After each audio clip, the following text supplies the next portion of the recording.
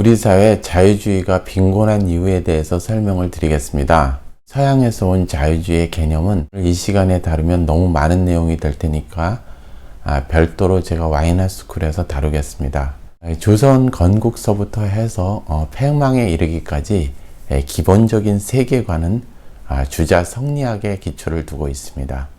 그것도 중국에서 별로 취급받지 못하는 주자 성리학을 바탕으로 해서 세계의 질서를 위계적으로 보는 것입니다. 그러니까 맨 위에 천자국인 명나라가 존재하고요.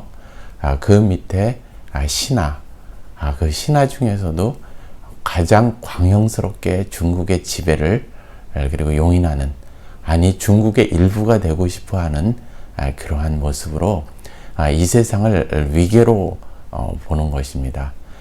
그러니까 제가 다른 그 중국의 소리 없는 전쟁편에서 그 부분은 많이 설명을 드렸죠. 중화사상, 그리고 위계적 질서와의 평화 공전, 이것이 기본적으로 주자 성리학 세계관의 기본을 이루고 있습니다. 어떤 나라는 그러니까 거기서 노예국이고 어떤 나라는 신하국이고 뭐 이렇게 되는 거죠. 모든 부분에 있어서 이제 위계로 판단을 하는 것입니다. 그러니까 근대적 개념의 근대 시민이라든지 개인의 기초를 두고 그들의 인권, 그다음에 개인의 주권, 이런 것을 지키기 위한 자유시민, 이러한 개념은 싹틀 틈이 적었던 것입니다. 두 번째는 주자학적 세계관을 가지고 있었기 때문에 외교나 국방, 정치 이런 데에 있어서 현실 감각이 전혀 없는 겁니다. 그러니까 아주 단순하죠. 중국을 그냥 사대하면서 모시면서 그 외에는 모조리 오랑캐로 보는 것. 사실 중국은 동이라고 그래서 우리를 오랑캐로 보는데 그런 거는 이제 보고 싶지 않은 거죠. 그냥 무조건 우리는 중국의 일부고 우리는 광영스럽게 생각을 한다. 이렇게 보면서요. 그러면서 그 국방 정책이라는 거나 외교 전략이라는 것이 아예 없습니다. 그냥 무조건 중국에 사대하고 일본은 우리보다 그 위계 하에서는 굉장히 하등한 그러한 국가이고 그러한 민족이기 때문에 그냥 무시해버리는, 그냥 외적이라고 생각을 하는. 그리고 청나라, 그러니까 만주족도 마찬가지죠. 그러니까 그냥 오랑캐, 중국의 관점에서 그것도 오랑캐죠. 광영스러운 천자가 살고 있는 중원, 거기고, 그리고 우리는 소중화, 그리고 여진족, 일본, 이런 것은 야만인. 그러한 세계관을 가졌기 때문에 우리가 중국의 지배에서 우리의 처녀들을 바치고 우리의 뒤를 잘라가지고 중국에 바친 것은 치욕스럽게 생각하지 않고 광영스럽게 생각하는 반면에 이쪽 일본에서 침략을 받고 일제시대는 완전 한국인들한테는 완전히 치욕스러운 거죠. 자유주의가 빈곤한 틈에서 우리나라의 어떤 좌파, 그리고 우리나라의 우파 모두 자유주의에 대해서 기본적으로 투쟁을 해서 싸운 경험이 없기 때문입니다. 그냥 우리나라의 좌파들은 그 해외에 같은 종속적으로 처음에 스탈린이 보낸 그 김일성 꼭두각시에 의해서 개인 숭배죠. 그리고 우리나라의 그 어떤 이데올로기는 항상 개인 숭배에 바탕을 두고 있습니다. 그러니까 서양의 합리주의라든지 그 근대적 시민 이런 것이 아니라 개인 숭배하고 항상 연결이 되어 있습니다. 그래서 주체사상의 나라를 만든다, 김일성의 나라를 만든다, 이런 것이었고, 우파 같은 경우는 그 반공, 그리고 경제 성장, 이런 부분에 치중했기 때문에 자유주의 이 부분에 대한 숙고와 이 부분의 투쟁 속에서 얻어내는 그러한 어떤 결과물들, 그러면서 대한민국의 자유주의는 무엇인가, 이것에 대한 어떤 뚜렷한 개념 정립이 안 된 상태로 지금까지 내려온 것입니다.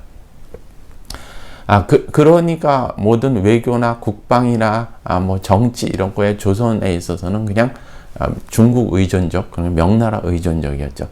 그러다 중간에 명나라가 망하지 않습니까?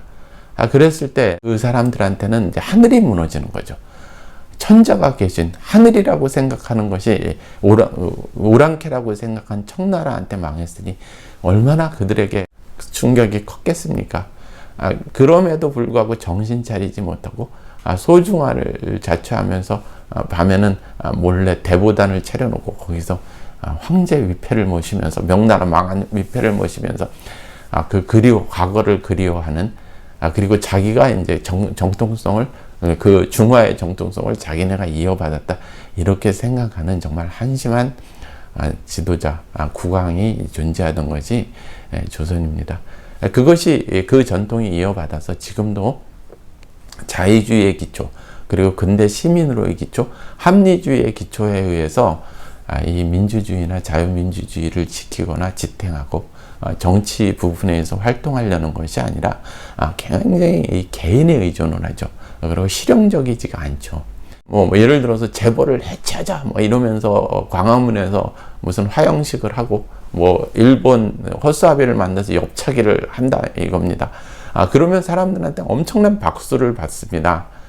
그리고 열광을 하죠. 근데 거기에서 과연 우리나라의 국방은 어떤 식으로 할 거고 그것이 외교적으로 가능하냐, 그리고 재벌을 해체했을 때 대한민국의 경제정책 그리고 대한민국의 경제는 어떻게 이야기를 하느냐, 이 사람은 매국노 취급을 당합니다. 그 순간에 그렇죠. 그러니까 합리성, 현실성에 바탕을 두지 않은 것은 조선 500년의 그 주제학적 의존적 대외정책, 외교, 정치 문화에서 파생된 것이 그대로 지금까지 이어지고 있다고 보시면 됩니다. 세 번째는 기존 종교의 몰락, 조선시대의 기존 종교의 몰락 때문입니다. 그러니까 그 조선의 사대부들은 그 조선을 건국하면서 불교를 탄압했죠. 그리고 승려를 천문신분으로 내렸습니다. 그러다 보니까 기성 종교는 없는 상태에서 그 유교적 지배 질서 이런 것이 그러니까 위계적으로 이렇게 내려오는 거죠. 나는 국왕, 그 다음 신하, 그 다음 백성, 그 다음 천민 이런 식으로 그리고 소수의 2, 3%가 전 국민을 노예화해서 다스리는 나라. 참고로 조선시대의 노비는 국민의 반에 육박하게 만들어 놨습니다. 그러니까 지배계급 2, 3%를 제외하고 50%는 천민이고 46, 7%는 그냥 농민, 수탈의 대상인 겁니다. 전 국민이. 그러다 보니까 기성 종교는 몰락을 했고 그러다 보니까 그냥 이전에 있었던 그 샤머니즘과 어떤 주술적인 거에 의존할 수밖에 없습니다. 여러분, 기성 종교의 확고한 어떤 종교 체계, 내세관이라든지 아니면 마음속에 부처가 있다, 이런 것이 아니라 그냥 비는 겁니다. 나의 그 어떤 두려움이나 어떤 희망, 소망을 그냥 주술적으로 비는 겁니다. 몸이 아프고 전염병이 돌면 구술하고 정환수를 떠다 놓고 빌고 이러한 종교로 몰락을 해버렸습니다. 그러다 보니까 거기에는 어떤 합리적인 그 종교관, 그러니까 기성 종교가 가지고 있는 어떤 그 고 단위 체계의 그러한 세계관이 존재할 수 없었던 거죠. 그러한 것은 지금 현대까지 그대로 이어집니다. 지금 여야 정치인들 보면 손에다가 왕자를 새기고 다니는 사람이 없나? 또 구술하는 사람이 없나? 그것을 보지 않습니까? 무슨 일만 있으면 그선 점을 보러 가고 구술하고 무슨 부적을 쓰고 여러분들 그것이 정상적인 사회라고 생각을 하십니까? 너무 지나칩니다. 재미로 하는 것도 아니고 그것에 자신의 의사결정이나 이런 어떤 진로를 결정하는 것이 얼마나 한심한 수준이고 그것이 이제 근대 국가라고 얘기할 수 없는 거죠. 그러니까 자유주의는 우리나라에 이렇게 들어올 틈이 없는 겁니다. 그런 점으로 봤을 때. 그렇게 하다 보니까요, 결과적으로 이제 나타나는 현상은 첫 번째는 자유주의 빈곤이라고 이야기를 했죠. 우리나라의 좌파도 우파도 자유라는 개념은 사실 존재하지 않습니다. 엄밀히 말해서 우리나라는 어떤 패거리와 진영 싸움이지 좌우의 구분은 사실상 우리나라의 진정한 자유민주주의자에는 이승만 대통령이 다 유일하죠. 두 번째는 유난히 개인 숭배가 심합니다. 국가라는 것은요, 사회계약도 그렇지만 우리의 어떤 자유의 일부분을 어느 정도 양보를 해서 어떤 공권력을 만들고 그것이 우리를 지켜주는 어떤 치안이라든지 국방 그리고 학교 제도 이런 거에서 우리가 어떤 자유의 일부분을 떼어내서 우리의 계약 관계에 의해서 국가가 운영이 된다, 이런 개념이 아니고요. 개인을 숭배하는 겁니다. 그러니까 우리 사회에서 나타나는 이해할 수 없는 많은 현상들, 저는 입에 담기도 사실 싫은데 뭐 개딸, 뭐 조국 수호대, 대깨문이, 뭐 그리고 요즘은 뭐 한만세라고 그랬나요? 뭐 이런 정말 저급한 이런 사람들을 보면 저런 사람들이 어떤 광기를 부리는 이유가 도대체 무엇일까? 거기에선 조금도 합리적인 이유를 찾을 수가 없습니다. 개인 숭배, 그러한 어떤 팬덤 정치, 이런 희한한 현상이 벌어지는 겁니다. 광신적인 행동을 하고 광신적인 행동이 폭맹으로 나타나는 그런 것이 다 자유주의 빈곤이라고 말씀을 드릴 수 있죠. 끝으로는 엄청나게 서열을 따지는 겁니다. 자유주의가 빈곤하다 보니까.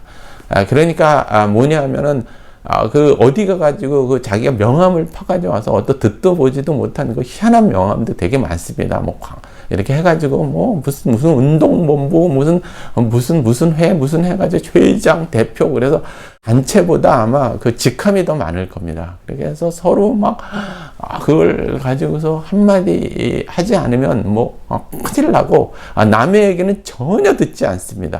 심지어는 단체별로 이렇게 서로 이렇게 갈라지는 이유가 자기 연설을 뒤에다 넣었다고 그래가지고 그 사람들하고 서로 싸우고, 이렇게 이제 한국인들이 서열 정리를 하고 이러는 것은 그 아까 말씀을 드린 대로 위계적 질서하에 그리고 그 주자성리학 그 위계 개인으로 돌아가서는 이게 서열이 쫙 있는 거죠. 그게 나이가 됐든 직분이 됐든 아니면 명함이 됐든, 그래가지고 서열 정리를 하고 그 속에서 자기가 엄청난 과시를 하고 싶어 합니다.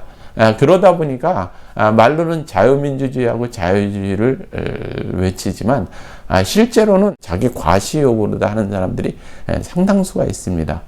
거기서 자유주의라든지 자유민주주의를 찾는다, 그것을 한다, 이것은 사실 굉장히 어려운 일이죠. 언제 저 명함을 서로 들이밀면서 그리고 맨날 싸우면서 자유민주주의를 실현할 수 있겠습니까? 그리고 그런 분들한테 자유민주주의가 뭐고 자유주의가 뭐죠? 이러면 대답할 수 있는 사람 몇 안 됩니다. 자유주의 빈곤한 점이 우리 사회의 발전을 저해하는 그런 요소로 작용합니다.